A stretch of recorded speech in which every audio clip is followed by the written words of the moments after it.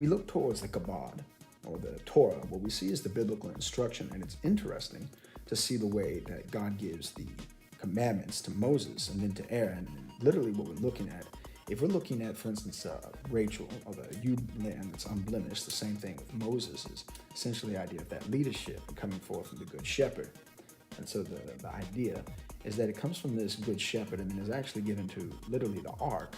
And so the angelic instruction coming from God is a messenger, where we end up having the word angel coming from and giving it from that ark, literally from Aaron to the people of Israel.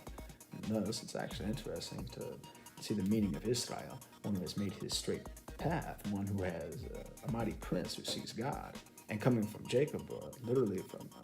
to have that change in the name, to have the new name and the restoration of this. I think it's very interesting. I think we end up seeing, even with David, from beloved to beloved king. Solomon ends up using that Davide, some other beloved, where he actually shows the marriage relationship with Christ, and even Yeshua, where we end up seeing it coming from one of the interesting scriptures I find outside of the biblical text comes from the Quran, where we end up seeing the surahs where it says Yeshua, or literally Isa bin Miriam.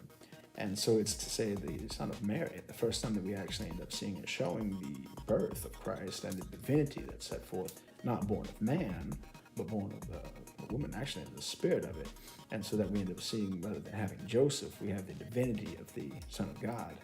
The variations we see from this, being Elohim, to Yhwh, El Shaddai, and the different words of God, and even the omnipresence showing the past, future, and literally the essence of Christ in all things. And so that we see that God himself shows us the past, present, and future essence of the Lord, and how Christ himself is within all. And it is in him, of him, and through him that all things came into existence. And with that, the word of God itself and the spoken word coming into the essence of Bereshit, or creation itself. So entering into the world of Berea and looking at the original scripture, Bereshit bara Elohim Shemayim u'Tachiyat, and the ability for us, to, in the way that John put it, to have the Word of God, so that in the beginning was the Word was with God, the Word was God, and because of that, we have the keys through the Word of God to use the formation of miracles within this world, to take the actions that are necessary, and to form that through the positive affirmations of the Spirit, through faith, that we can receive that glorification and mercy of the Lord, in contrast to the severity of sin, casting out hatred, and building forth the essence of the Spirit, peace, patience, kindness, gentleness, goodness, and love. And thus, with that, we're able to have the formation of the union of Christ and the church, and enter into the ascended state where we are one with Christ.